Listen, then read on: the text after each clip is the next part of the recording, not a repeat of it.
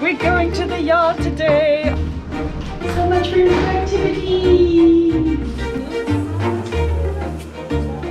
Oh my god.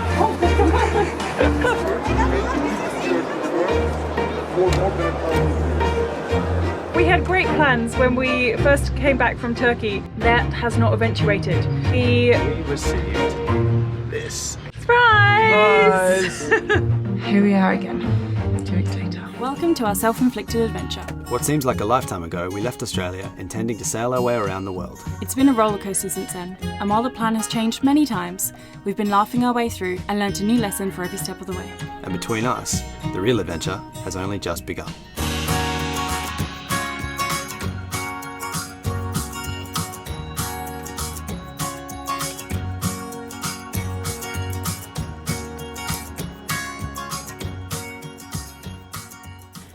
Last episode on sailing Millennial Falcon. So this is the code K. All of a sudden 18 knots. That was perfect timing to get that one down.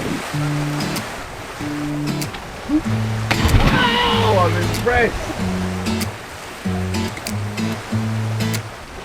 It's our last day. We're on our way back. We'll have quite a lot of fun in case it's not apparent. That was really smooth. Our first ever Ned morning. During the last week, we'd sailed 500 miles on the Kraken around the Sea of Marmara. We'd been in Turkey for 7 days at this stage, and other than an evening in the charming seaside town of Erdek, we really hadn't immersed ourselves in the country. Once we got back to flat land, however, we made this our mission. So this morning we have woken up aboard White Dragon, the 66-foot Kraken ship that is the mother of all Krakens, both in size and in lineage.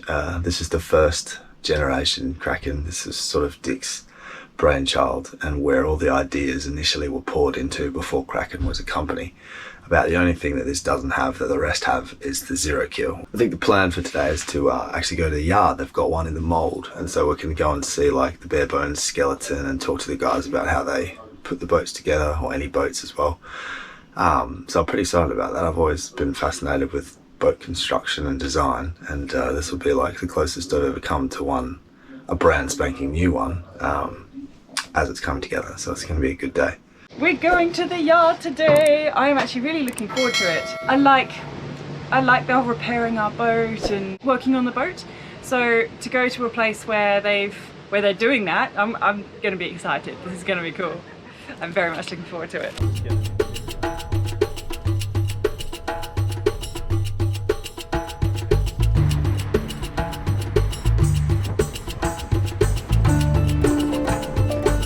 Stopping off to get some pastries for breakfast along the way. I've just heard Adam cheering inside, so I'm assuming that the person behind the counter thought that Adam was from Turkey. So it's happened a few times now, and he's always so happy about it. Yay, I look like a local. Even though he then needs to tell them that he doesn't understand at all what they're saying. The man behind the counter thought I looked like Cristiano Ronaldo. He goes, So, Ronaldo, that's what you must. so not Turkish this time, just a famous football I player. actually did, because I've got my teskula down quite well, I think. So I think he thought that I knew what he was saying. And I didn't know. I didn't know at all. We're here. The craftsmen that build Kraken yachts belong to a Turkish yard named Su Marine, which has been building custom super yachts for over 40 years.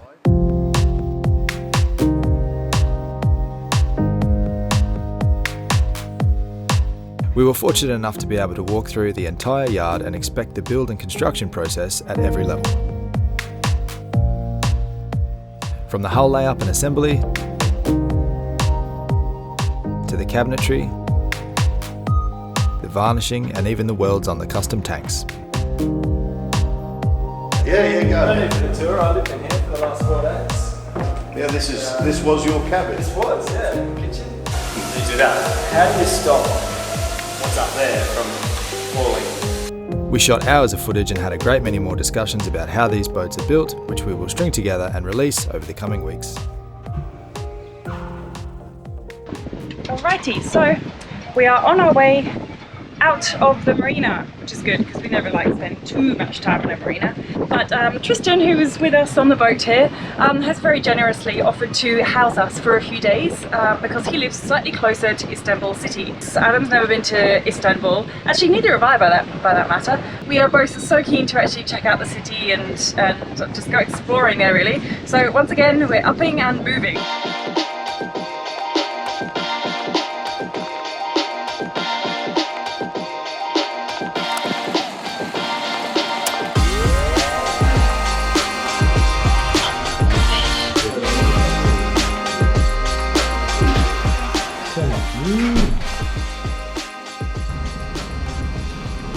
So much room for activity!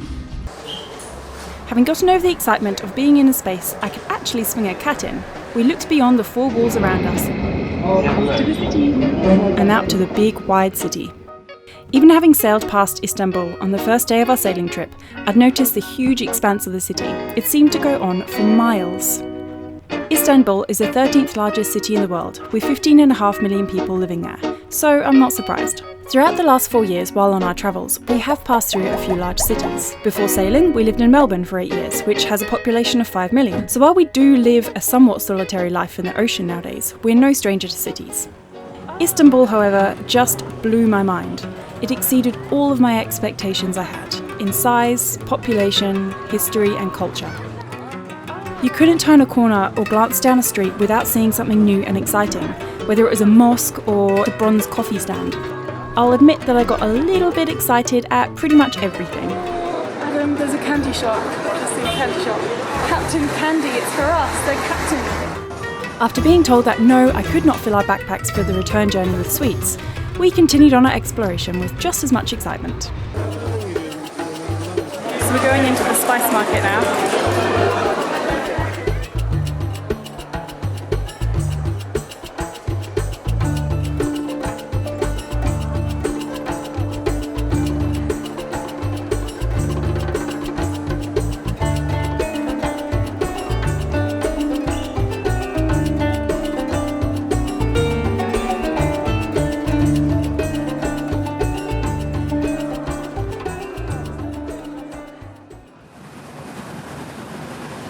When we set off the next day, I knew that we wouldn't be able to see and experience the whole city in the few days that we had. But as the 8th most popular city in the world to visit, just behind New York, with a whopping 13 million tourists visiting each year, we were ready to fully embrace our inner tourist and hit some of the highlights that the city had to offer. So we're just about at our destination, and pretty much presently we are smack between Asia and Europe. We're sort of cutting down the Bosphorus as we speak. We're almost at a bridge that we can't get past, but yeah, this river separates East and West, Europe and Asia. It's pretty cool. They love a good flag here. Once again, I found myself with the excitement of a little kid at a candy shop.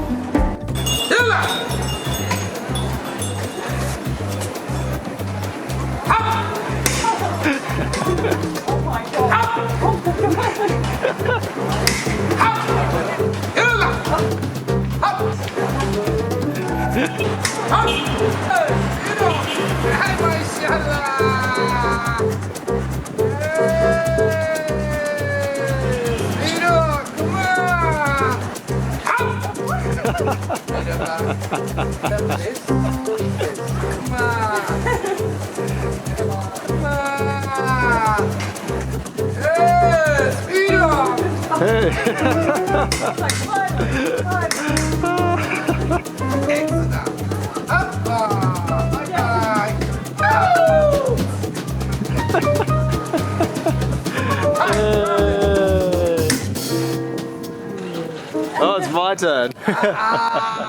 After my well-earned ice cream, we headed off to one of the biggest attractions of Istanbul, Hagia Sophia Mosque, which for me summed up the rich history of Turkey in one beautiful building. So we're about to go into a mosque, and obviously we're wearing shorts and bad, shoes, and well, you're actually not allowed in there without one. So we've bought these coverall robes so that we can go inside and see all the awesome architecture.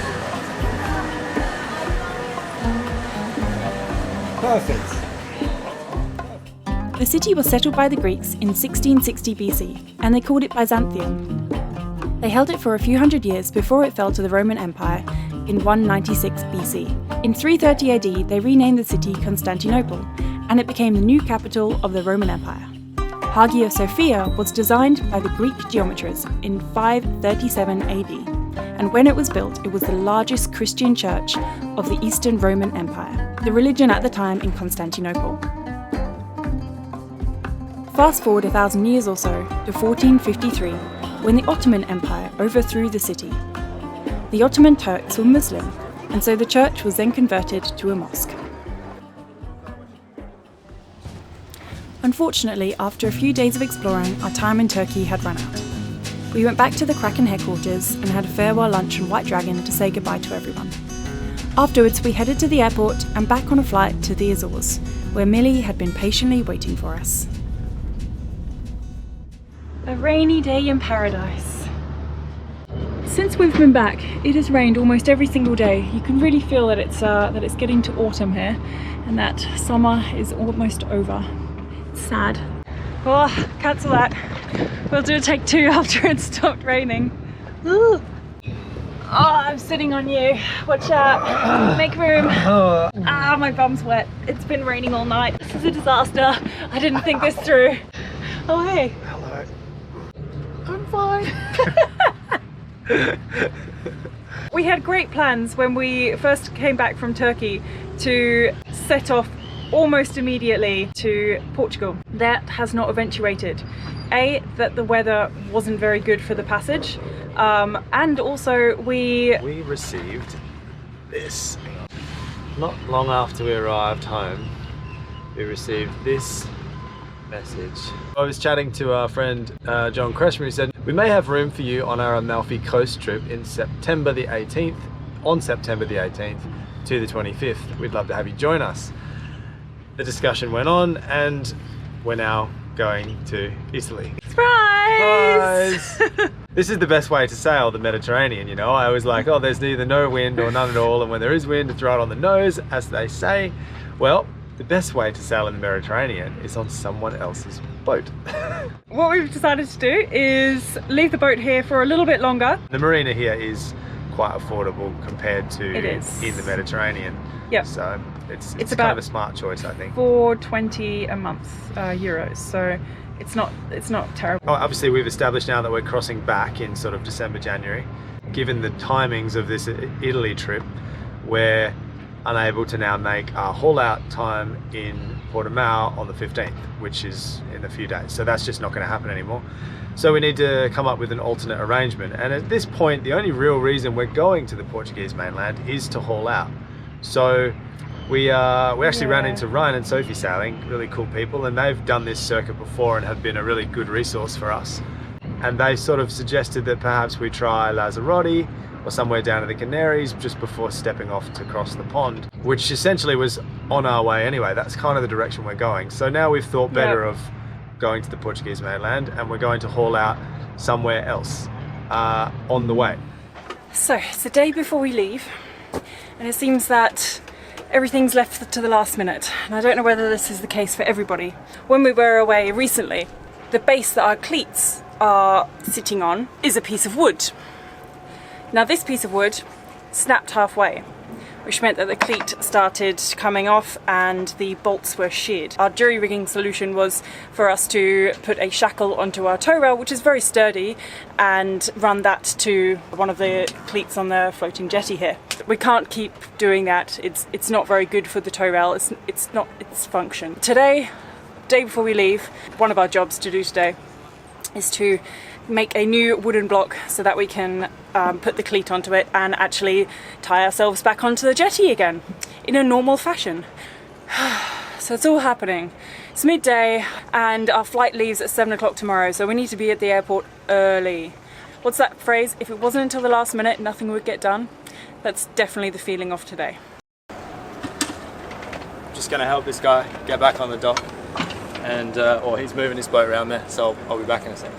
Yeah, started making the bow cleat, but we'll see how far we get. We have to go for that COVID test in an hour, and I've got this guy to talk about and show the problem as well.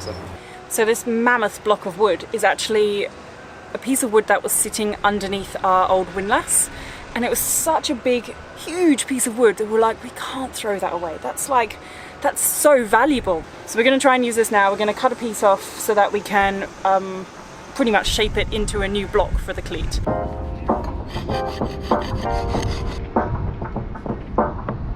Okay, you can go. Yeah, it has a very small one.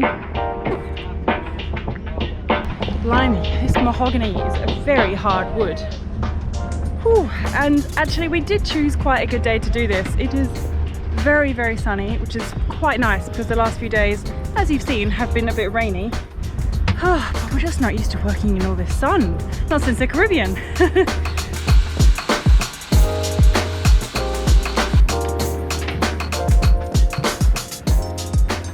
Well, it's good and solid, that's for sure. It's very messy on the sealant job, but usually that means it won't leak. Not pretty. Definitely not pretty, but functional, which perfectly describes our boat. Hey, she heard that. Mum doesn't mean it, she's just being angry because she's hungry. I think we've, and I've discussed this with Adam, I think we've focused on function for a few years now, and I think at some stage we need to go to the whole beautifying all of the functions. So I think that's next step. 4:30 in the morning, and we are up again in preparation for a flight. Our flight this morning is going to go to the mainland, from Azores to... Where are we going? Lagos. We're not going to Lagos. We're going to Lisbon. Lisbon. It's very early for all of us. And from there we'll have a bit of a stopover, get to explore a little bit of Lisbon, and then we'll make our way on to Italy through yet again various other airports before we finally settle in Naples on the 17th. I do believe about 3 weeks ago, 2 to 3 weeks ago, I said it's safe to say that after this leg of travelling, no more on a plane for us, we'll just stick with the sailboat. Here we are again, 2 weeks later. Join us next week as we race back across Europe on our way to Italy, where we'll be catching up with our great friend and sailing legend John Kreshmer to take a Beneteau 50 down the Amalfi coast. Hell, what is this? There's an infringement going on here. What?